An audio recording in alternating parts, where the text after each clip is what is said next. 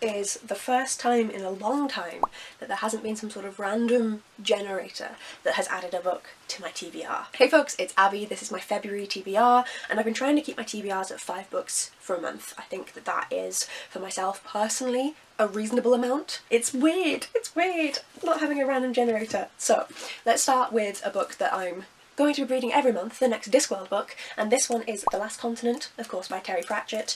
I know literally nothing, I never do. A man in a hat whose luggage follows him. This is a Rincewind. It has been a while since I've had a Rincewind, so this should be fun to dive into. Then, if you've seen the announcement video, I am taking part in the Chaos Walking read-along, so I will be reading The Knife of Never Letting Go by Patrick Ness this month. I am so excited to finally dive into this YA staple classic that has even been made into a film that I have not seen, and I'm very excited to finally get into this one. It seems to be very about the toxic patriarchy and dismantling that, and about people can hear each other's thoughts. This one is beloved, so even though it is 500 pages long, I am still excited to delve in. And then the wonderful folks over at Tor have sent me 3 books that I need to read in February. So I'll go in date order. The first one I need to read is Wooing the Witch Queen by Stephanie Burgess, and this one comes out on the 20th of February, so this will be one of the first books that I read in February. This one, after successfully overthrowing the throne from her evil uncle, Queen Saskia only wants one thing: to keep her people safe from the empire next door. For that, she needs more time experimenting with spells in her chaotic library of magic. Then a mysterious wizard arrives at the castle, who Saskia hires as her new librarian straight away. His requests are a little strange, but he gets the job done. But little does Saskia know that the wizard is actually an archduke in disguise, on the run with secrets on his trail and a fast-growing yearning for her in return. He's in danger for both her enemies and newfound allies. This sounds really intriguing. It is not too long, it is under 300 pages. I am excited to dive in. Then, it doesn't say when in March, but this one is coming out in March 2025, and that is To You at the Altar by Rebecca Thorne. I am so excited. You don't understand. I am so excited to read this one. So if you don't know, this is the 3rd book in the series that is absolutely fantastic. I love it, and it's Can't Spell Treason Without T is the first book. It is these 2 women who, one of them is supposed to be like an assassin slash bodyguard for an evil queen, and the other one is a high mage that is from a different region of the world and controls all of the magic people and is like the highest person of that, and they fall in love and they run a tea shop.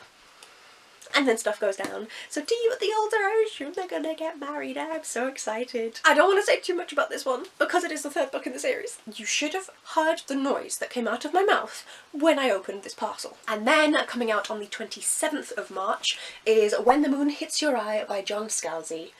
Prepare for the impossible, expect the unthinkable. So this is supposed to be a kind of serious take on a very unserious topic, is what I've seen. One day, suddenly and without explanation, the moon turns into a ball of cheese. For some, it's an opportunity, and for others, it's a moment to question their life choices. How can the world stay the same in the face of such absurdity and uncertainty? All people on Earth, astronauts and billionaires, teachers and bankers, professors and politicians, must confront this strange new world. Over an entire lunar cycle, from a bright new moon to a brilliant, possible final, solar eclipse, we follow multiple characters in this kaleidoscopic novel as they come to terms with this bizarre new normal. The end is nigh, and it stinks. And a new scientist says you'll laugh so loudly you'll wish you weren't reading in public. So this should be a lot of fun. I am excited to dive into this ridiculous novel about a cheesy moon. And I can't wait to see. I've not read anything from John Scalzi before, so I'm excited to see how I gel with his writing style, but it sounds like my sort of nonsense, so I'm very excited. And so that is my 5-book February TBR.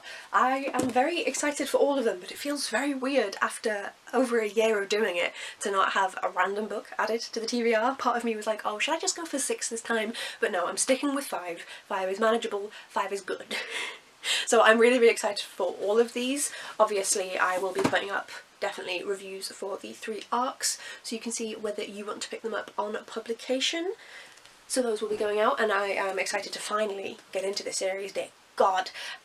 And carrying on with Discworld. Rincewind, ironically, considering he's in the first 2 books, are my least favourite novels, but I'm hoping I will still enjoy this. I've heard good things about The Last Continent, and I enjoy them anyway. It just means it's a 4-star instead of a 5. Let me know if you have read any of these, most likely, unlike the arcs.